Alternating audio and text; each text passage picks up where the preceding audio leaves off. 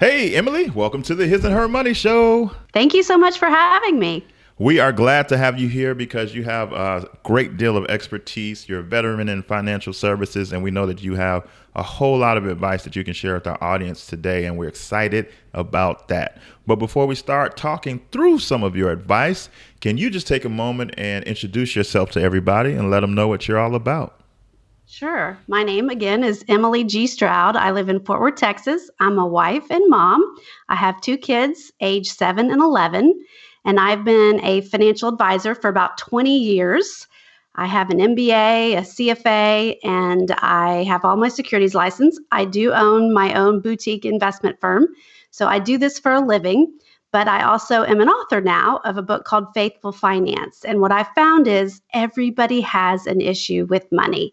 And I wanted people that may not have access to a financial advisor or access to me because I'm here in Texas to have this information so they can live a better and more fruitful life. So that's why I wrote the book. Awesome. Now, 20 years ago, take us back to your origin story. Why did you even get involved in financial services, and why did that kind of strike you as a career that you could get into? Interestingly enough, all of my family is in full-time ministry. And so I went and got my MBA thinking I would do nonprofit consulting for churches and ministries because they need to know how to manage money well so they can keep doing the work they're doing. And while I was getting my MBA, I took a Finance 101 class and personal financial planning and then investment analysis and found out that that really fit my gift mix and I loved it. And what I found was my ministry looks a little different, but really I counsel couples and individuals all the time about how to manage their money because money represents our heart and what's important to us a lot of times. If I look at your checking account, I'll be able to tell what's important to you by how you spend your money. And so I also learned that ministries need financial backing. And so there's some of us that are kings and there's some of us that are priests. Priests have pulpit ministry. Kings are the people that can create income if they're willing to be generous and support these churches and nonprofit organizations. So I am doing what I feel I'm called to do. And then others are out there literally being the hands and feet of Christ in full-time ministry, and I want to support them. You come from a family of ministers. You have a ministry. You've been in this 20 years. Have you found that churches are doing a good job at getting this type of information to their members? Is this an area that still is lacking, and why? You know, that falls into the category of it depends. I would say each church is a case-by-case basis, and it really falls on the leadership as to whether or not they're willing to talk about money, especially from the pulpit. A lot of churches are doing classes like, for example, the Dave Ramsey classes, but usually it's a lay person that teaches it maybe in a Sunday school format, not necessarily from the pulpit. So I think it's getting more popular. I think people are realizing that this is a conversation that needs to be had, but I don't think a lot of people were raised with this information, and it had a stigma for so many years. It was religion, politics, and money. You don't talk about that in polite company. And so for some reason, from families of origin, this information hasn't been passed down well and taught well. And so that's what I'm trying to change now. So you have a new book called Faithful Finance. What exactly does it mean to be faithful with our finances? What did you mean by that? You know, it has two meanings. It has a secular meaning in that whatever I do religiously, I'm faithful with. I do the same thing every month without pause. So I save regularly. I pay my credit cards off regularly. I have a budget that I look at regularly. So I'm faithful to do certain things. But then from a faith-based standpoint, it also means that I believe God has given us these resources and he wants us to be a wise steward. So if I am faithful to him, I feel that he will bless me. And now I'm not talking prosperity gospel here. I'm not saying if you read the book and give money away, you're going to be rich beyond your imagination. I want to clear that up. But I do believe that God blesses those who are faithful, that trust more in Him than their bank account. Yeah, and that reminds me of a quote you have in your book, which is a phenomenal book. And I want to paraphrase it. You said that those who are faithful to God's plan with their finances will be blessed by God and will be able to bless others. How do we know or figure out what God's plan is for our finances? Well, that is a great question. That's a loaded question. I can teach you from a practical standpoint how to manage your money. And the first thing is just being conscious of what you're actually spending. I have found in my 20 years of experience that so many people, they don't even know how much they spend every month because they don't really have a budget. And so they're living paycheck to paycheck, they're using credit cards, but it's kind of like they're just going through life on autopilot without any plan. And so that's where I feel is the first step is you got to get organized. You got to actually have a conversation. If you're married, communication is huge. You've got to be honest with one another and you got to face the facts. A lot of people go over their budget one small item at a time every month. It's not a trip to Disney World. It's I get a latte every day. I go out to dinner all the time. I buy my kids a toy. None of those things are bad, but you can't spend more than you make. And in the US, we have this thought process that we can get everything we want. There's no delayed gratification necessary because of the availability of credit cards. And so we've done this to ourselves. Is credit cards, where does that fit into your plan? Because there are, you mentioned earlier, the Dave Ramseys of the world who say that, debt is bad, all forms. He quotes Romans, it says, owe no man nothing but love. And then there's others within the church that says if you're responsible and mature enough to handle it. Ty and I personally have a credit card and we're responsible enough to handle it. We never carry a balance. We pay it off as soon as we use it. Where do you stand on the whole? Because you just mentioned credit card, and I know for a lot of people, credit cards can be super lethal. How do you advise people there? Well, it can be a snare to a lot of people. I even go so far as to advise those who are not disciplined or feel that they can resist the urge to make a impulse buy to actually freeze their credit card in a block of ice and put it in the freezer. It sounds silly, but if you got to go through the process of defrosting your credit card, then it gives you time to pause and think, is this really a necessary expense? Because some things, for example, a lot of stuff at my kids' school these days, you have to pay online with a credit card, or there's also travel benefits with credit cards. My husband and I love to travel, and one of the ways that we make it affordable is we travel with airline miles. So we get a point for every dollar we spend on our credit card. But we're disciplined. We know the deal. Just because it's put on our credit card doesn't mean it's not in our budget. And so all those expenses have to be accounted for every month, whether you pay cash or you pay with a credit card. So it kind of depends on the person and whether or not they feel that they can resist the temptation to go overboard. If that's something that really is a problem for you, you got to be honest with yourself, honest with your spouse if you're married. And maybe for you, it's not worth the travel benefits or any other perks because you find yourself in credit card debt that you can't pay off at the end of the month. As far as debt is concerned overall, I don't feel that it's realistic to pay cash for a large purchase such as a home or a business. So this is where I differ a little bit from Dave Ramsey, is most people cannot pay cash for a home. But if they never buy a home, then they're always going to be a renter, which means they're technically a slave to the landlord and they never own anything. So I have a chapter in my book called Nobody Got Rich Paying Too Much for a House. And basically what it talks about is if you're going to buy a home and you're going to have a mortgage, these are the things you must do to responsibly purchase a home. For example, don't go house hunting and fall in love with a house you can't afford before you ever even get approved for a mortgage. You've checked your budget, you have a down payment saved up. That's where we get into trouble. We start picturing our furniture in the home and our kids playing in the backyard, and then we justify, oh, this will be a blessing for my family. I got to make it work. Well, maybe God wants you in a little smaller home that is not going to put you in um, a stressful situation every month wondering how you're going to pay your bills. But if you do it right, then as you pay off your home, you are investing in real estate. It's actually an underlying asset that, if you learn to buy real estate correctly, is an appreciating asset. So it's not a car. If you have a loan on something with wheels, it's not an investment. That's where I draw the line. If it has wheels and it rolls, that is not an investment. Communication is hard. Mhm. And you talked about, how we should be talking over our budget and making sure we're on the same page.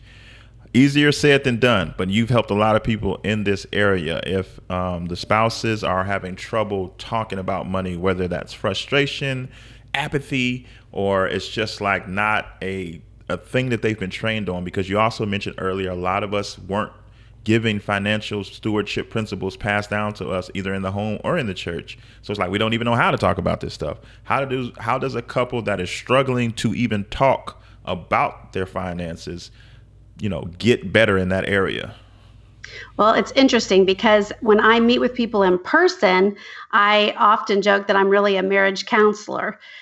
It's just money that we're talking about, but money represents the heart issues. And so I end up learning more about people's families and marriages and children than a lot of their, than I know more about them than their best friends and parents know, because what happens is it opens the door for that conversation. And so when I'm in person with people, I become the unbiased third party, kind of like a counselor. You have your opinion, he has his opinion, and then we say, well, you're partly right and you're partly right, but here is the best practice. And so I teach them best practices and we tailor it to their individual situation. Well, unfortunately, I can't sit down and have coffee or lunch with everybody. And that's why I wrote Faithful Finance, because I go through all of the topics that I would go through with my clients if I were to meet with someone in person. I go through it in the book. So you can kind of use me as the intermediary between two spouses if they both will pick up the book and read the chapter that is appropriate for whatever they're having a disagreement about. And then I become the bad guy. I'm the unbiased third party, and they're not pitted against each other. It's basically like, well, Emily said. And so that's kind of how I see my services is um, teaching people best practices and then also as a counselor and a sounding board. hmm And if like we've had people ask us like, I tried to talk to my husband about our finances so that he can see that there's an issue and there's a problem, but he won't even open up, or I don't know how to even initiate the conversation. What's one thing that they could do to just kind of crack the door just a little bit to leave a pathway for some light to come in? Well, if there's somebody in their life that they both mutually respect, some sort of mentor or trusted advisor, somebody that's a few steps down the road that they respect and is on the path that they want to be on, if there's any way they can sit down with someone like that and initiate a meeting, anything to start the conversation. And every marriage is different. And I don't always know the circumstances as to why someone is not willing to talk about it. But what I have often learned is it's a heart issue. So it's not necessarily the money that's the problem. Maybe the husband doesn't feel respected, and so he's starting to close off. Maybe the wife doesn't feel loved or secure, so she starts to close off, because men want respect and women want love and security. It's the way God designed us. And so if those needs are not being met in the marriage, then a lot of walls will go up, whether you're talking about money or children or whatever else may come up in a marriage. And so somehow you've got to figure out what's the heart behind the problem. Why will they not speak about this issue? And that's easier said than done, but you got to start somewhere. For sure. Another thing that you do an excellent job in teaching is around the topic of financial fear. What exactly is financial fear, and how do we know if we're even suffering with that? Well, first of all, if you're laying awake at night thinking about money, you certainly have financial fear. If, like you mentioned before, you're unwilling to even discuss the topic with your spouse, you have financial fear. And what's interesting is I find that this crosses all demographics, all socioeconomic classes. Those who have a lot of money, I find, are often fearful that they're going to lose their money. And those obviously who don't have enough money, or they feel they don't have enough money to make ends meet, they're fearful every month of, are we going to be able to pay the mortgage, or are we going to be able to pay the rent? Are we going to be out on the street? How am I going to pay these credit cards, or how am I going to buy food for my kids? And so, like I said before, I have found in one way or the other, everybody has some sort of issue with money. If you feel any anxiety at all, I would not be surprised if some of it is related to some sort of financial issue. Now, I want to talk a little bit about how to get to financial freedom, and we're going to dig into that a little bit more right after this commercial break.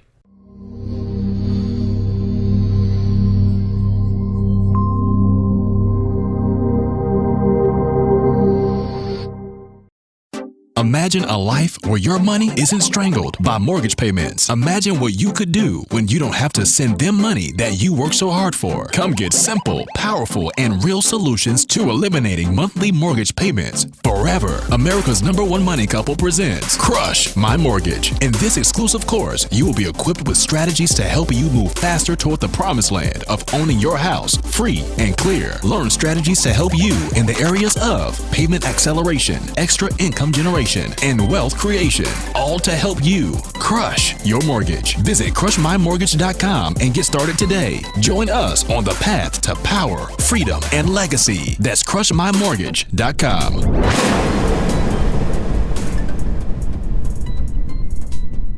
So, Emily, again, you've been coaching people for 20 years, helping people get their money together. What do you believe prevents most people from achieving financial freedom? There's a lack of transparency. They don't have a budget. They don't communicate. They don't know actually what they spend every month. So they have no idea how they end up at the end of the month without any money left over. It's as though they just walked through the month in a complete haze. And so they have no plan. They have no direction. And so they don't have any goals. And if they did have a goal, they wouldn't know how to meet it anyway. And so honestly, the #1 problem is they don't have a budget.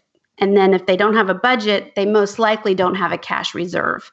Those are the two #1 things you have to have any source of peace regarding your finances. You have to spend less than you make, and you have to have money left over at the end of the month so you can save. So when an emergency arises, because it's not a matter of if something's going to come up, it's just when, then you don't have two problems. The actual crisis itself, say it's a medical bill or a broken appliance, but then also the problem of, I don't know how I'm going to pay for the issue.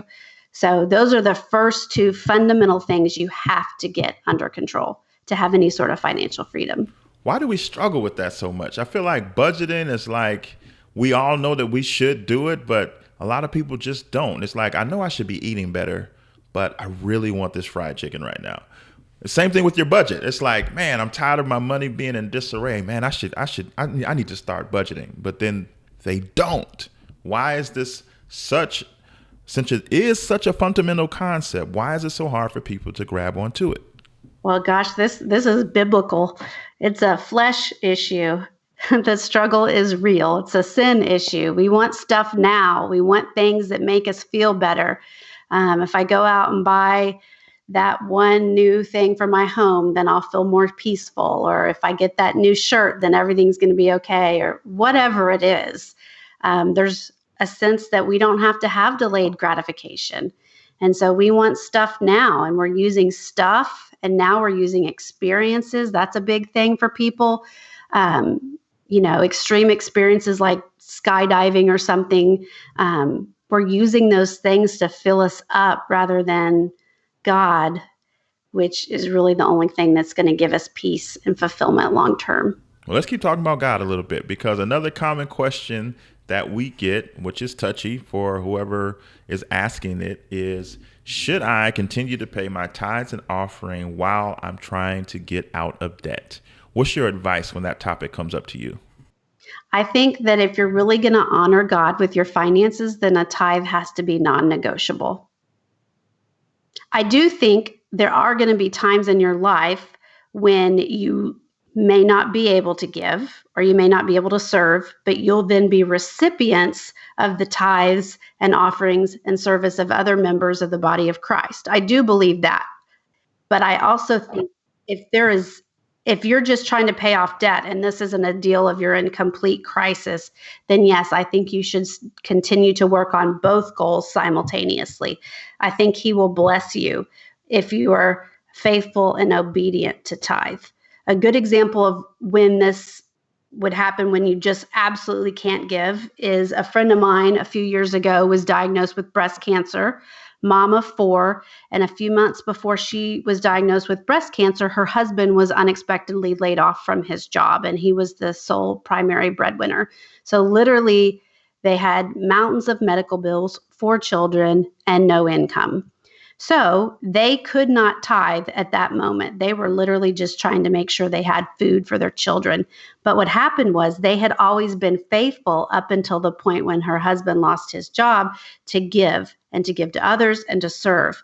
And so during that season, they couldn't give, but they became the recipient. So I've interviewed this friend before, and she'll say, I just don't even know how it happened. But at the moment when we needed it most, somebody showed up and helped us, and God never forsake us. But they had established that obedience long before this crisis ever arose. Same with us. We've been out of debt for 12 years now, but there was a time where our whole focus was getting out of debt, and we never wavered from paying our tithes, paying our offering. That was a non-negotiable for us. We were both in agreement on that. And 5 or 6 years later, there was a period there where I was out of a job, and Ty left her job because she was pregnant, very, very pregnant with our second child. And it was a very stressful job in financial services, and it was causing just issues. And she just said, I can't do it anymore. And we were both without an income. And for 5 to 6 months, we were that way, and we never felt it. We never missed a payment, or none of our bills were past due, and we don't really have the language to articulate why or how, but we know that because we established our home in such a way to where we partnered with everything that our church was doing through our tithes and through our offering, and because we never wavered from it, God's provision provided for us, even when we didn't see a storm that was going to come 5, 6 years down the road. It was because we set up our household in such a way to be in agreement and have faith in God with our finances. Because like you mentioned earlier, the Bible tells us that that's where our heart, our treasure is, where our heart is. And so because we said our heart is with you, God, and we're going to give you our money first, he kept us during those lean times. And so we're on the same page with what you teach. I would just like to get other perspectives. So thank you for sharing that. Another kind of touchy thing is because people are listening to us and they're working their way to get out of debt. They're trying to put things in place to become debt free. Then they ask us, should I still be investing, or should all my dollars be going toward debt? What do you think about that? Well, I think if you don't have a cash reserve, in other words, at least 3 months worth of living expenses if your job is very stable. If your job is not stable or your income is not stable, for example, if you work on commission or you're self-employed and your income fluctuates from month to month, then you probably want 6 months of living expenses in a cash reserve. So if you're in that situation and you don't have a cash reserve, I like to tell people to work on both goals simultaneously. So whatever discretionary income you have at the end of the month, which once again, you won't know unless you have a budget in place, then you split it. Half goes to pay off debt and half goes to build up that cash reserve. Then once you have a cash reserve in place, then you can focus all the dollars towards debt payoff. And then once the debt is paid off, then we start talking about investing for other goals. So the two things you got to do is get out of debt, but you also got to have a cash reserve. I'd rather you have a little bit of debt and a cash reserve than no debt, but no cash reserve. Does that make sense? Sound advice. Sound advice. Now, you are a wife and a mother yourself, and you and your husband are on the same page financially. So can you give us some advice on how you all, or some things that you all do to stay on the same page? Because some people get on the same page and maybe they get comfortable and they don't keep that same level of communication or unity in that area. How have you and your husband maintained that? What are some things that you do to strengthen that area? We like to have a date night every once in a while and get away and actually talk. Now, I don't want to say that we talk about our finances the whole time we have a date night, but that's an example of a time when we set aside, maybe it's a family meeting. We even called one of those before, where we say we have got to block some time off on the calendar. When the kids are taken care of, someone can help us watch them, and you and I can actually talk, because we're both busy. We're both going in lots of different directions, and the kids are going a lot of different directions now with sports and activities and school and homework and dinner time. So it's easy to let a lot of time go by without actually discussing it. So what I've found is you actually have to put time on the calendar and block it off and say, this is non-negotiable. You and I are going to have a conversation. And that way, a lot of times other things come up too that we need to talk about. It's not just finances, but you got to communicate, period. Absolutely. And you just mentioned your kids, and there are a lot of people listening that have kids, and they're wondering because, like we discussed earlier, they weren't given any financial principles. So they're like, I'm going to make sure that doesn't happen to my kids. But they're not exactly sure how to make it age appropriate and things of that nature. How have you gone about teaching your kids about money in a way that they can understand it? Well, two things. I fundamentally believe in giving somebody not giving somebody a fish, but teaching them to fish. So you've got to give them a chance while they're still under your leadership and you're still shepherding them at home to learn these principles. You want them to fail and suffer the consequences when it's not going to negatively impact their future. So a good example would be maybe a teenager, you help them start a little small business. And then here's a good example. A good friend of mine, her daughter makes cinnamon rolls, and they're delicious. And so she sells cinnamon rolls, especially at Christmas time. But her parents didn't just go buy the ingredients for the cinnamon rolls.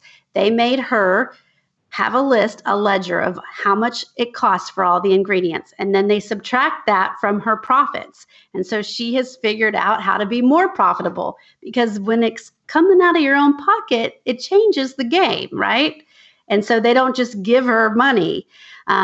There's a lot of different theories around allowances, and should you pay your kids for grades because you believe education is really important, so education is their job, so you pay them for certain grades, or you dock them for other grades. That's parent specific. Chores. I really think everyone should have a job at some point before they go to college and learn the value of a dollar. I think you should have a checking account. I think you should have a credit card when you're in high school with a very low credit availability, maybe $250. So if they were to blow it and max that thing out, we're talking $250 and not $2,500. Because when they get to that college campus, on day one at orientation, there's going to be about 10 tables lined up of people trying to get them to sign up for a credit card. And they can have everything they want without their parents' permission. All they got to do is sign on the form. And so if they're not prepared for those types of options and issues that are going to rise before they leave our homes, then they're going to get into trouble. So if we're raising adults to successfully launch them, we have to teach them. We can't expect them to just know these things without ever having the conversation. And interestingly enough, I have been approached recently by several different people that they want to use Faithful Finance, the book that I wrote, as the textbook to teach high school and college kids about managing money, because the book is written in such a way that it's conversational, and I tell stories with every chapter. And so people remember stories more than they remember concepts, but the stories they remember. And so it's written in such a way that they don't feel like they're reading a textbook, but they learn the principles. So there's a story, then there's the takeaway, and then there's also a biblical reference in every single chapter. And so honestly, that would make a great gift for a high school student or a college student. Now, you mentioned that high school would be a good time to give them a small credit card to get them acclimated so there's not culture shock when they get to college campuses. What about the checking account that you mentioned? Like, how soon should we be attempting to teach them how to handle a checking account properly, in your opinion? Well, my oldest child is 11, so I haven't gotten there yet myself. And, I'm every season is a new season with your oldest child. So I'm guessing around 14 or 15 maybe, or maybe 16 if they're driving, because they're going to have to buy gas and insurance and that sort of thing for a car, whether you pay for the car or not. That's going to be a really good time to let them see that if they spend all their allowance or their money from their job and they don't have gas to put into their car, they're not going to get to go anywhere. But you've got to let them actually suffer the consequence. You can't bail them out and go put gas in the car and say, well, maybe you'll do better next time. You need them to see what happens when they don't manage their money wisely, so that they don't do this on a much larger scale when they're not living at home, where you can actually help teach them. So, Emily, give us 3 things for the listener to do at the conclusion of this episode that they should try to put in place to get their finances turned around. Well, I can give you one practical tool. I've actually created a budget planner for my readers and my clients and my listeners, because the number one objection I hear about having a budget is, I don't know where to start and I don't know what should be included in the budget. So I have decided to take all objections away, and I'm not even charging you for it. It's free. All you have to do is go to emilygStroud.com, enter your email address when the little white box pops up, and I will personally email you a budget worksheet. Then you're going to take a month and you're going to save all your receipts. You're going to use a shoebox or something like that by the back door of your home or wherever you come in, and you're going to empty your wallet and you're going to empty your purse every time you buy something. You're going to save the receipt. If it's $4.50 at Starbucks, or if it's $20 at TJ Maxx, you're going to save the receipt. And at the end of the month, you're going to be able to categorize and see really what you're spending. So you're going to go to a cash system for 1 month and maybe 2 months to really see where you're spending your money. Because that's the other thing. A lot of people say, I don't even know what I spend my money on because I'm using a credit card and I'm just swiping. And so you're going to go to a cash system for 1 or 2 months to get a handle on where you're spending your money. You're going to use that cash system, the results, to get that budget in place, which now you have the tool because you've gone to emilygStroud.com and you've downloaded your electronic version of the budget worksheet. All you got to do is input your income and input your expenses, add and subtract, and they're going to see what the difference is. If you're in the red, which means you're spending more than you're making, then you're going to need to go through those expenses and say, what is discretionary? What do I really not need to live? Going to the movies, eating out, buying a new shirt, those are wants. They are not needs. So you've got to get real with yourself and actually be honest and say, what am I willing to give up? And you've got to create some sort of discretionary income. And then I would say, finally, if you have not already done it, you're going to take that discretionary income that you've now created and you're going to start saving it every month until you have an adequate cash reserve. So you're going to be honest with yourself about what you're spending by saving your receipts. You're going to get a budget. You're going to create discretionary income, and then you're going to save it so you have a cash reserve. And those are practical tips that everybody can do no matter what situation they're in financially. If there happens to be one person listening who feels that their financial situation is in too much of a mess to be turned around, how would you encourage them? I would say that there's no mess that God can't turn around. There is always hope. Now, tell everybody how to find a copy of your fantastic new book, Faithful Finance, and how they can keep connected with you. All right. Well, my book, Faithful Finance, 10 Secrets to Move from Fearful Insecurity to Confident Control, is available on Amazon and it's also in all the major bookstores. It's at Sam's Club, Barnes & Noble, Lifeway Christian, Books A Million. You can find me on Facebook, Emily G. Stroud, MBA, CFA. I have an author page there, and every day we're sharing encouraging words, scripture, and practical tips to help you manage your money well. So we are always providing daily tidbits to help people. And then you can also visit my website, emilygStroud.com, where I will personally send you that budget worksheet, but you can also go there for other information and financial planning tips. And we'll be sure to have links to Emily's website as well as her book and her free budget planner in the show notes of this episode. Emily, we really appreciate you coming on and sharing all this great information with our audience today. We appreciate it. Thank you. Thank you for having me. It was my pleasure.